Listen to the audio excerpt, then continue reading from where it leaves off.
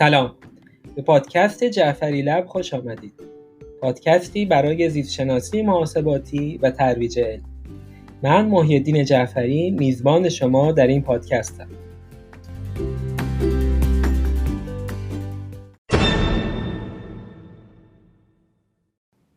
قسمت 8. پزشکی سنتی به منزله یک مجموعه داده. خب این اپیزود در مورد پزشکی سنتیه، موضوعی که هم طرفدارای زیادی داره هم مخالفای زیاد و در هر دو دسته افرادی سرسخت با رویکردهای غیر قابل مباحثه و حتی تهاجمی وجود داره. البته به نظر من مشابه خیلی از مباحث اجتماعی منشأ این تعصب‌ها یا جانبداری‌های متعصبانه از هر دو طرف احتمالاً خارج از موضوع اصلی مورد بحثه. اما به عنوان یک پژوهشگر علم داده، خصوصاً داده‌های زیست پزشکی، این نوع پزشکی، مکتب درمانی یا پارادایم متفاوت رو فکر می‌کنم که میشه به صورت یک مجموعه داده دید و مشابه تحقیقات مستقل از فرضیه، منظورم دیتا دریون ریسرچه، میشه فرضیات جدید رو از میون داده ها بیرون کشید و به محک گذاشت. برخلاف تحقیقات مبتنی بر فرضیه یا هایپوتزیس دریون ریسرچ، بدون داشتن فرضیه‌ای که ممکنه مورد مناقشه باشه بین متخصصان، یه راست رفت سراغ داده‌های موجود و سعی کرد تا فرضیات رو از روابط بین داده‌ها استخراج کرد. قطعاً دسترسی به داده‌های دسته اول، پیش پردازش و دستورزی داده‌ها، استاندارد کردن داده‌ها، ساخت مدل‌های پیش بینی کننده بر مبنای اون داده‌ها و ارزیابی اونا و بقیه مراحل متداول در علم داده‌ها برای استخراج اطلاعات مفید لازم و ضروریه. تا جایی که یک فرضیه به صورت علمی قابل بررسیه، یعنی بشه تاییدش کرد یا ردش کرد، دلیلی نداره نسبت به اون موضعی بگیریم. حتی در صورت بررسی اون فرضیه، اصل عدم قطعیت و احتمالات برای آزمون فرض رو نباید فراموش کنیم تا در دام اعتقادی فراتجربی به یک پدیده تجربی نیفتیم. ناگفته نباشه که قطعاً کار با داده‌های برآمده از تاریخ ایران زمین و سر و کله زدن با متون قدیمی بخش هیجان انگیز این نوع از تحقیقاته که نمیشه انکار کرد. خوشبختانه اخیراً خلاصه از این تلاش‌ها به کمک مجموعه نسبتاً بزرگی از همکارانم به عنوان اولین داده پایگاه یا دیتابیس داروهای مفرده پزشکی سنتی ایرانی با نام اختصاری اوناپراد منتشر شد و در دسترس عمومی و رایگانه. برای ساخت این داده پایگاه از کتاب مخزن الادویه که مؤخرترین کتاب در این زمینه با بیشترین تعداد مفردات هست استفاده شده. منظور از مفردات تکداروهای موجود در طب سنتیه. این کتاب در حدود 250 سال قبل توسط حکیم مشهور ایرانی محمد حسین عقیلی خراسانی شیرازی به زبان فارسی نوشته شده و این داده پایگاه با استفاده از روش‌های متن‌کاوی و مرور دستی ایجاد شده و در حال حاضر شامل اطلاعات 3411 مفرده داروییه که این اطلاعات شامل ماهیت، مزاج، افعال و خواص، مضرات، مصلحات، بدل، میزان مصرف، حتی نحوه تلفظ نام دارو، نام اون دارو به گویش‌ها و زبان‌های مختلف، منشأ دارویی، نام رایج و نام علمی.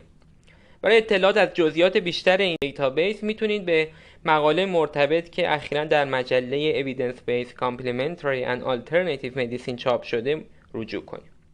حالا میخوام 2 مثال بزنم تا توضیح بدم که منظورم از پزشکی سنتی به مثابه یک مجموعه داده چیه.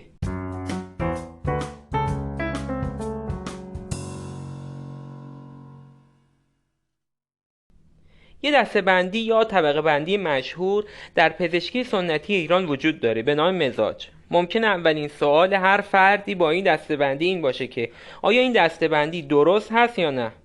چیزی به نام مزاج وجود داره یا نه؟ به نظرم قبل از پاسخ به این سوال بهتره به یه سوال دیگه‌ای پاسخ بدیم.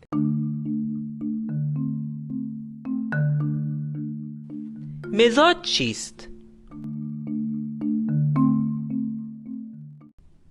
شاید پاسخ سریع از بسیاری از افراد بشنوید که میگن مزاج همون طبع گرم و طبع سرده. یه مقدار دقیق تر پاسخ این سوال اینه که ما 4 تا مزاج ساده داریم، گرم و سرد و تر و خشک، و 4 مزاج مرکب، گرم و تر، سرد و تر، گرم و خشک و سرد و خشک. و برای دسته‌بندی جهان طبیعت از انسان‌ها گرفته تا حیوانات و گیاهان و جمادات در طبیعیات قدیم یا طبیعیات ارسطویی ازش استفاده می‌شده. برای پاسخ به این سوال حداقل در مورد داروهای مورد استفاده در پزشکی سنتی به این پاسخ‌ها نباید اکتفا کرد. به کمک همکارانم و با کمک رویکرد متن‌کاوی بر کتاب مخزن ادویه متوجه شدیم که مزاج از نظر عقیلی شیرازی خراسانی با 29 نوع و 68 درجه تعریف و تقسیم بندی میشه. یعنی مثلا یه دارو در طب سنتی داریم به نام افتیمون که عقیلی خراسانی در کتابش آورده که مزاج این دارو در آخر اول خشک و در وسط سوم گرمه. خب اطلاعات تکمیلی این پژوهش در مقاله‌ای که ذکر کردم موجوده و بیشتر از این در مورد جزئیاتش توضیح نمیدم.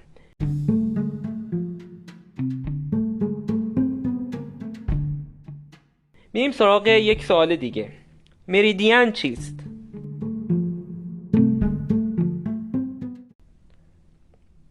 این بار سراغ یک سری از مجموعه داده‌های پزشکی سنتی، البته از نوع چینی رفتم. در این مطالعه به کمک همکاران چینی هم که دغدغه مشترکی داشتیم سعی کردیم تا مفهوم مریدین در پزشکی سنتی چین رو باز کنیم و تعریف جدیدی از اون با استفاده از دانش مولکولی موجود ارائه بدیم. خب مریدین هم مثل مزاج یه جور تقسیم بندیه که یا دسته بندیه که در طب سنتی چین استفاده میشه و کاربردش توی تشخیص و درمان بیماری‌ها با اون روی کرده. مشابه تمام پژوهش‌های علمی دنیا برای پیشبینیمون احتمال خطاهای نوع اول و دوم هم گزارش کردیم و نشان دادیم که با احتمال خیلی بالا مریدین‌ها که برآمده از یه تجربه پرتکرار یک عده انسان از گذشته‌های دور در پارادایم متفاوت بوده، با دانش کنونی ما از ترکیبات بیوشیمیایی موجود در گیاهان و داروها قابل تطبیقه. به عبارت دیگه اگه 2 تا داروی سنتی داشته باشیم که روی مریدین‌های یکسانی مؤثر باشن، شباهت ترکیبات مولکولی و بیوشیمیایی این 2 تا دارو یا مثلا 2 تا گیاه خیلی بیشتره نسبت به 2 تا گیاه یا دارویی که به 2 تا مریدین متفاوت نسبت داده بشن و یه جورایی این تقسیم بندی یا دسته بندی که در طب سنتی چین انجام شده بر مبنای فیزیولوژی بیمارا یا خصوصیات ظاهری گیاهان و داروها، این دسته‌بندی یک مبنا یا یک بک‌گراند مولکولی و بیوشیمیایی پشتش وجود داره. برای جزئیات بیشتر در مورد این کار میتونید به مقاله ما که در مجله پلاس کامپیوتیشنال بیولوژی به چاپ رسیده رجوع کنید. لینک این 2 تا مقاله که خدمتتون عرض کردم در ادامه و توضیحات پادکست قرار میدم.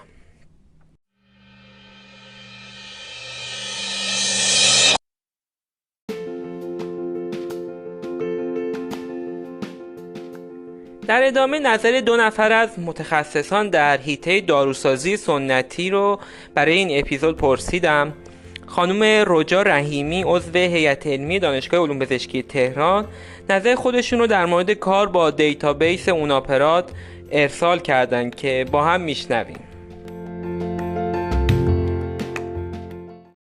سلام، امروز فرصتی پیش اومد تا بتونم بانک اطلاعاتی اوناپرات که توسط تعدادی از اساتید و همکاران گرانقدر در حوزه‌های مختلف از جمله طب ایرانی، آنالیز داده‌ها، آیتی، شیمی دارویی و ریاضی تهیه و تدارک دیده شده رو بررسی بکنم. علت اینکه علاقه‌مند شدم و کنجکاو شدم که این بانک رو بررسی بکنم به خاطر در واقع حوزه تخصصی خودم داروسازی سنتی بودش. یکی از ارزشمندترین و مهمترین کتاب‌هایی که توی این حوزه داریم کتاب مخزن الادویه هستش یک کتاب ارزشمند در حوزه مفردات دارویی یا به عبارت دیگه اجزای حیوانی، گیاهی و معدنی که برای مصارف دارویی در طب ایرانی مورد استفاده قرار می‌گیرند. توی این کتاب مورد بررسی قرار گرفته. این کتاب در سال 1185 هجری قمری توسط حکیم و دانشمند گرانقدر طب ایرانی محمد حسین عقیلی خراسانی به نگارش در اومده و خب در خصوص هر کدوم از این مفردات، حالا چه گیاهی، چه حیوانی و چه معدنی، از جنبه‌های مختلف در واقع مورد بررسی قرار گرفتند. حالا از لحاظ اینکه ماهیتشون چی هستش، در زبان‌ها و گویش‌های مختلف به اونها چی اطلاق میشه، مزاجشون به چه صورت هستش، افعال خواصشون چطوری هستش، چه مضراتی دارن. برای برطرف کردن این مضرات میتونیم از چه راهکارهای استفاده بکنیم، از چه مفرداتی میتونیم برای در واقع کاهش یا برطرف کردن عوارض جانبی اونها استفاده بکنیم، توی چه مقداری باید مورد استفاده قرار بگیرن و احیانا اگر به اونها دسترسی نداشتیم از چه مفردی به عنوان جایگزین اونها میشه استفاده کرد. خب به نظر میرسه که توی اون سالها با توجه به نبود بسیاری از امکاناتی که امروزه در دسترس ما قرار داره، واقعا شاید نگارش یک همچین کتابی بیشتر به یک معجزه شباهت داشته باشه. و عقیلی خراسانی غیر از اینکه نظر در واقع دانشمندان قبل از خودش رو در این کتاب منعکس کرده، خودش هم در واقع اعتقادات، نظرات و تجربیات خودش رو در خصوص هر کدوم از مفردات بیان کرده. تقریبا 3000 خرده‌ای مفرده حیوانی، گیاهی و معدنی در این کتاب موجود هستش و این دوستان همکاران عزیز ما کار ارزشمنده که انجام دادند و در حال انجامش هستند. در واقع ورود اطلاعات موجود در این کتاب به در واقع بانک اطلاعاتی اوناپراد هستش و تجزیه و تحلیل هایی که روی اطلاعات موجود در این کتاب در واقع یا انجام دادن و یا در حال انجامش هستند که بسیار ارزشمند هست.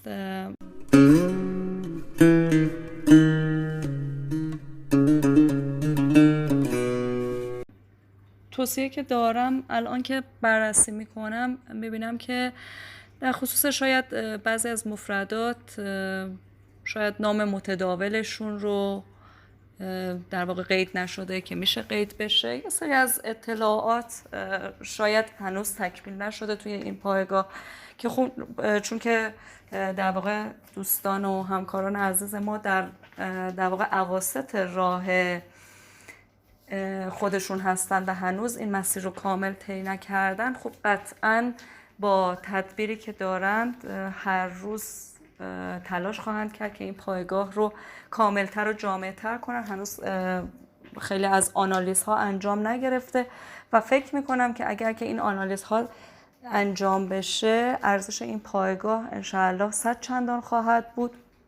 یک مقاله ارزشمندی رو دیدم که همکاران عزیزمون توی ژورنال Evidence Based Complementary and Alternative Medicine اخیراً چاپ کردن در خصوص این پایگاه و در اونجا در واقع آنالیز هایی که در خصوص طبیعت یا مزاج مفردات انجام دادن رو توی اون مقاله منعکس کردن که بسیار ارزشمند هستش و توصیه میکنم که دوستان عزیزی که به حوزه طب و داروسازی سنتی علاقه‌مند هستند حتما مراجعه بکنن به این پایگاه و از این اطلاعات ارزشمند استفاده بکنن، به این مقاله مراجعه بکنن و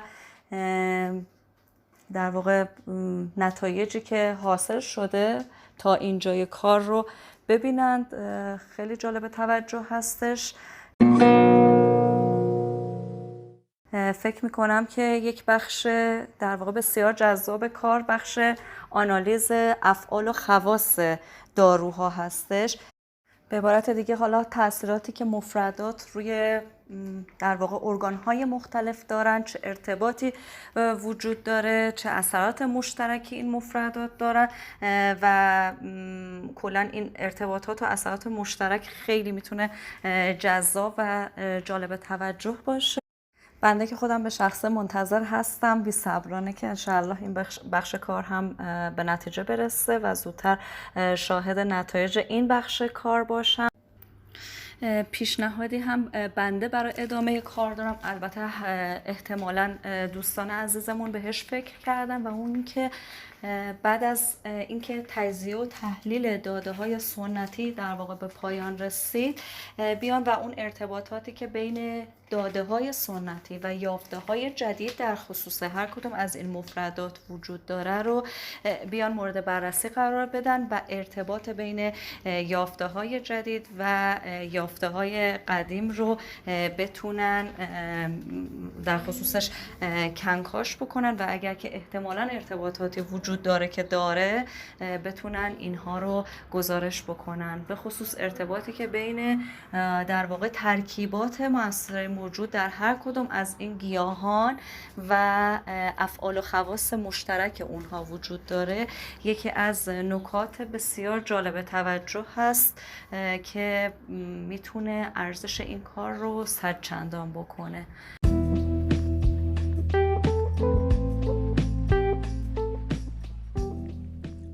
همچنین برخی از مخاطبان پادکست که توییتر پادکست رو دنبال میکنن سوالاتی در مورد رویکرد طب سنتی در درمان برخی بیماری‌ها مثل دیابت یا روش‌های خاص طب سنتی مثل حجامت سوال کردن که در ادامه آقای آرمان زرگران عضو هیئت علمی دانشگاه علوم پزشکی تهران به صورت کلی‌تر در پاسخ به این سوالات در مورد رابطه بین پزشکی مدرن و سنتی و نحوه تلفیق این دوتا رویکرد توضیحاتی دادن که با هم میشنویم.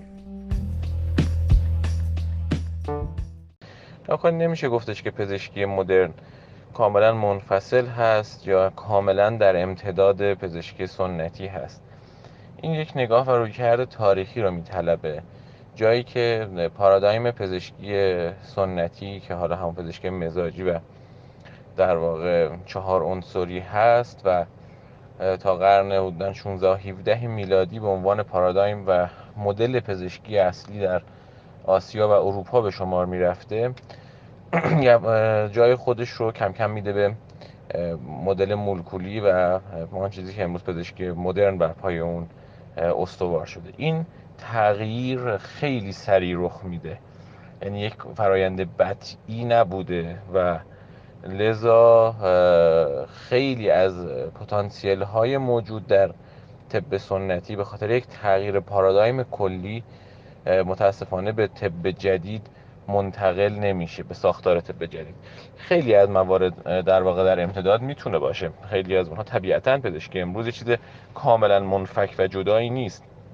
این نتیجه هزاران سال تجربه بشری و مدل‌های مختلفی است که کم کم تکوین پیدا کرده و به اینجا رسیده، ولی در مقابل بسیاری از داشته‌های طب سنتی یا طب اخلاطی توی این انتقال سریع به طب جدید متاسفانه وارد نشده و مخفول مونده. خب حالا کار پژوهشگر امروز طب سنتی این است که بره اینها رو احصا کنه، راستی آزمایی کنه و آن چیزیش که به درد پزشکی امروز میخوره رو در واقع به درد جامعه امروز میخوره به طور کلی بخوایم از پیشگیری، از در واقع حفظ سلامت تا برسیم به درمان رو احصا کنه و در واقع به کار بگیره. نقطه قوت طب سنتی بحث پیشگیری هست. اصلا در تعریف پزشکی از نگاه در واقع سنتی ما که برمیگرده به ریشه های دوران باستان و در تعاریف پزشکی در دوره ساسانی مثل دینکرد سوم همینو میبینیم، اول پاسداشت سلامت هست، بعد در واقع برگرداندن سلامت در صورت از دست رفتن آن. پس اولین نکته و مهمترین نکته در طب سنتی بحث پاسداشت سلامت، بحث حفظ و صحت هست، بحث سبک زندگی، سته ضروری اون کلیدواژه مهم در طب سنتی تو این حوزه است که خب احصای اون، به کارگیری مجدد اون، احیای اون میتونه خیلی از مشکلات درمانی رو حل بکنه، چرا که پیشگیری از ابتلا به بیماری است. بعد میرسیم تو بحث درمان، بحث تشخیص بیماری. یه جاهای تفاوت‌های خیلی عمده با نگاه پزشکی امروز شاید وجود داشته باشه، ولی خب دیدن موضوع از نگاه دیگه هست و این چیز جدایی، یعنی هدف جدایی نیست. هدف خدمت رسانی به بیمار هست، درمانش هست و حالا با نگاه‌های مختلف میشه به این قضیه نگاه کرد و ورود کرد و طبیعتاً همه اینها البته به واکاوی علمی نیازمند هست و راستی آزمایی این روش ها که خیلی از اینها انجام شده. مطالعات زیادی ما داریم، مطالعات بالینی هم به چاپ رسیده و نشان دهنده اون پتانسیل مخفولی هست که در طب سنتی وجود داره. وقتی ما کارآزمایی های بالینی، هایپوتز های مختلف رو داریم که در مجلات معتبر چاپ میشه و پیشتر اینها در طب جدید در واقع مورد استفاده قرار نگرفته، نشان دهنده این هستش که پتانسیل های مخفول زیادی در طب سنتی هست که میتونه واکاوی بشه، احصا بشه و مورد استفاده قرار بگیره.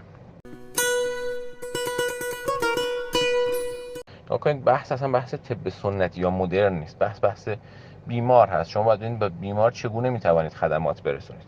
بهترین راه اینه که شما از همه امکانات استفاده بکنید. یعنی جایی که طب مدرن یا طب جدید یا طب مرسوم توانمندتر هست از اون استفاده بکنید، جایی که طب سنتی میتونه کمک کننده باشه از اون استفاده کنید، جایی که این دو تا روش در کنار هم باید قرار بگیرن از اون استفاده، از هر دو با هم استفاده بکنید. تعصبی بر روی نام یا روش وجود نداره، بخاطر اینکه هدف در اینجا بهترین ارائه خدمت به بیمار هست. پس ما حق اینو نداریم که با تعصب یکی از این روش ها رو رد بکنیم یا هر راهی که میدونیم به بیمار میتونه کمک کنه رو نادیده بگیریم خاطر تعصب رو، اینکه حالا از طب سنتی خوشمون نمیاد یا اینکه مخالف طب جدید هستیم. نه، و بهترین روش این هستش که درمانگر ما به هر دو سلاح مجهز باشه که این مدل تلفیق شاید بهترین مدل و بهترین الگوش در دنیا همین مدلی است که در ایران پیاده شد. یعنی پزشکان ما، داروسازان ما میرن دوره طب سنتی و داروسازی سنتی میخونن، در نتیجه به هر دو علم مجهزن. هم پزشک امروزینن، هم داروساز امروزی هستن، هم متخصص طب سنتی و متخصص داروسازی سنتی. در نتیجه از هر دو علم میتونن استفاده کنن در کنار هم و این تلفیق رو انجام بدن. مضاف بر این که ما از متخصصین طب امروزی هم استفاده میکنیم، از نورولوژیستان، نمیدونم متخصص داخلی و غیره. در کنار خودمون تو مطالعاتمون برخی حتی کلینیک های اینتگریتیو شکل گرفته، مثل کلینیک اینتگریتیو آنکولوژی تو بیمارستان امام و موارد مشابه این که باید گسترش پیدا کنه. طبیعتاً ما باید برسیم به جایی که بیمارستان ها و درمانگاه های طب تلفیقی داشته باشه، متخصصین طب امروز در کنار متخصصین طب سنتی به ارائه خدمات حتی در اشل بیمارستانی بپردازن. اینها هدف ها و گل هایی است که ما داریم و باید به سمت اونها حرکت بکنیم. و بالاخره مسیر پرفراز و نشیب و درازی در پیش هست، بعضی مقاومت های جاهلانه، بعضی تندروی های نابخردانه از این طرف، از هر دو طرف اینها وجود داره و خب این ولی مسیر تا به اینجا خوب پیش اومده. به هر حال ما تو چیزی کمتر از بیش از 10 سال از عمر آکادمیک طب سنتی بیشتر نمیگذره و تا همینجا هم دستاوردهای خیلی خوبی داشته. انشالله به یاری خدا باید این دستاوردها ادامه پیدا بکنه، این مسیر ادامه پیدا بکنه و به اون اهداف غایی و بهتر که ادغام ارائه خدمات طب سنتی به طور کامل در نظام سلامت است انشالله دست پیدا کنیم.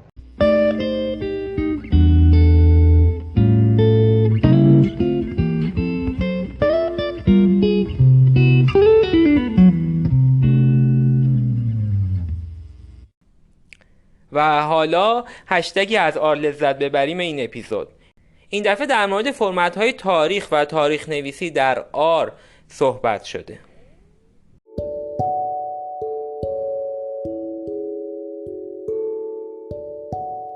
سلام، من مهرداد طلعتی هستم در از آر لذت ببریم. در برنامه نویسی آر تاریخ میتونه به چند فرمت کاراکتری، عددی، PO6IT و PO6CT باشه. اگر دیتای شما از نرم افزار اکسل منتقل شده باشه، احتمالاً به فرمت عددی وارد میشه که در غیر این صورت به فرمت کاراکتری وجود خواهد داشت. انتخاب فرمت درست تاریخ این قابلیت رو در اختیار آر قرار میده تا بتونه محاسبات درستی رو در مورد دیتای وارد اعمال کنه. در وارد کردن تاریخ به فرم عددی از طریق نرم افزار اکسل هم ما نیاز به مبدأ زمانی داریم تا محاسبات بعدی بر طبق اون انجام بشه. این مبدأ تاریخی در سیستم عامل ویندوز برای سالهای بعد از 1900 به صورت 30 دسامبر 1899 ذکر میشه، اما در سیستم عامل مک 1 ژانویه 1904 هستش که به کارگیری اون همراه با دستور as.date است.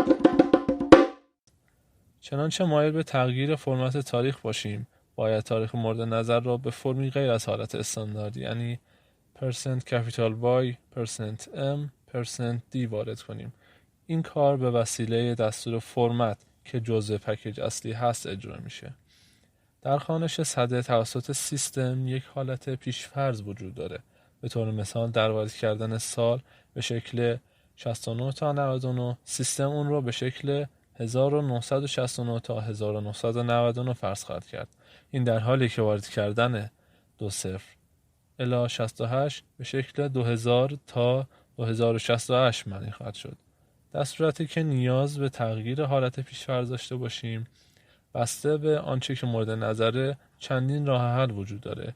یک راه فرضیه که در اون تمام تاریخ‌های جدید وارد شده رو بخشی از سده پیشین در نظر می‌گیریم.